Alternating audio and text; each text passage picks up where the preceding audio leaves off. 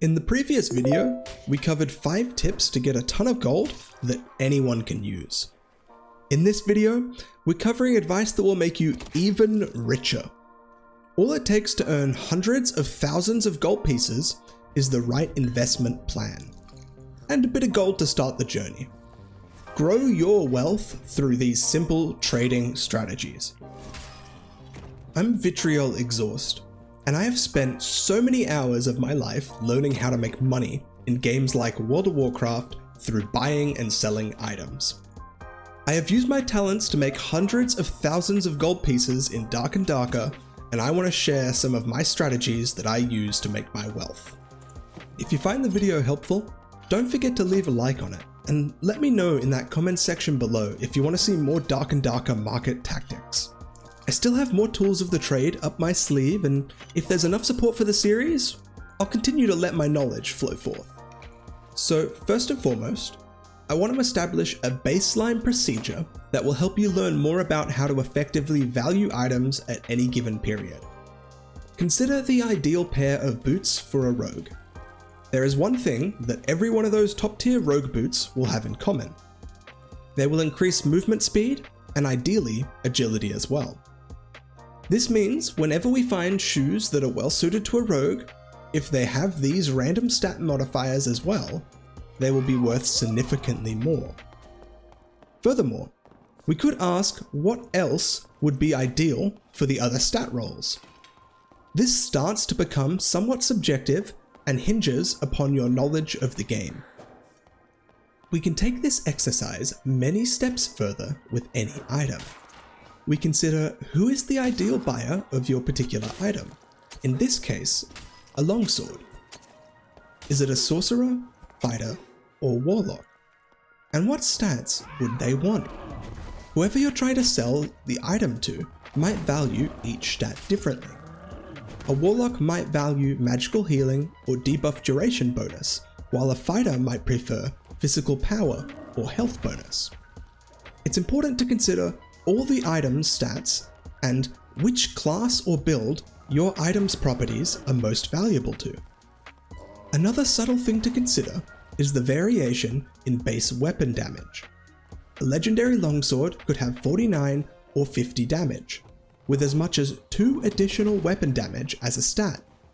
The closer it is to max damage, the more valuable the weapon will be. To get a better idea about how any stats might alter the price, you can search for an item based on stats. Start with the legendary longsword, then add additional weapon damage, and then add physical power. Then add additional physical damage bonus, and you can see the price incrementally from the combination of stats. Be careful not to use this method with undesirable stats. Otherwise, it can result in warped perceptions of value, as some people will sell items with undesirable stats for extreme prices.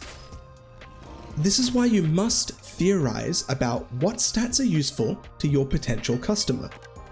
You can play around as each class for a little bit to get a better understanding of what's useful to each class. Once you start to understand which individual stats are useful to each class or build, you can also notice when there are potential opportunities to buy an item on the market and then flip it for a higher profit. For example, you might notice that purple Chris daggers with action speed started around 150 gold and then go up from there. Yet someone has also put a purple Chris dagger with action speed up for 80 gold. This would be an opportunity to buy and resell for a 55 gold piece profit after you pay the 15 gold piece listing fee.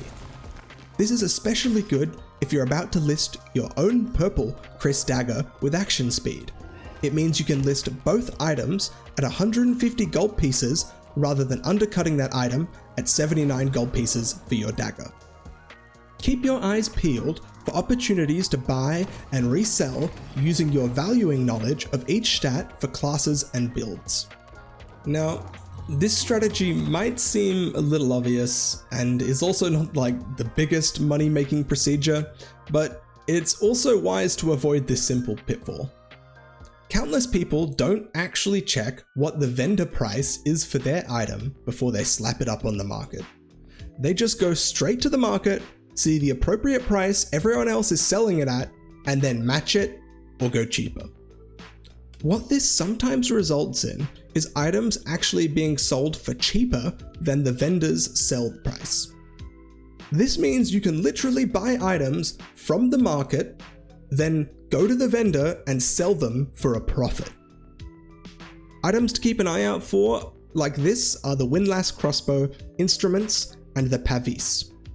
Certain green items will be worth significantly more than their blue counterparts, mainly due to the fact people like to bring in a single item to the under 24 gear score lobbies, so they're usually hunting for something specific, like a rapier with additional weapon damage, or a pair of boots with additional move speed. These items can sometimes be worth a small bounty. At certain points in time, certain items can have their values skyrocket. Take the trap disarm kit. They're usually worthless, but the moment that the quest comes out that requires the use of the trap disarm kit, their value suddenly surges. Having a bunch of these ready before those quests drop certainly puts you in a wise position. Similar to how the troll pelt rises and then falls in value based on time, as we spoke about in the previous video. Consider this. Arena right now is only found or crafted gear. Currently, we are limited by the quests that are available to unlock certain crafting recipes. It's likely that in the next batch of quests, we will unlock the ability to craft Grimsmile rings. This means that everyone will be flocking to create this ring for their arena characters. Acquiring a legendary ring isn't easy, and a Grimsmile ring has amazing stats on it for most builds. Grimsmile rings are easily the top choice for ring slots for most players. All it takes to create a Grimsmile ring is a gold bar, a golden tooth, and 300 gold pieces. Gold bars are reliably acquired, but will still likely see a noticeable increase in price. Gold teeth, on the other hand, aren't as reliable. They're a random drop from a lot of mobs, and plenty of people just leave them behind like they're not important. We're not likely to see a gold bar shortage anytime because so many people recognize the value of gold and farm it routinely. Yet it can't be said for golden teeth.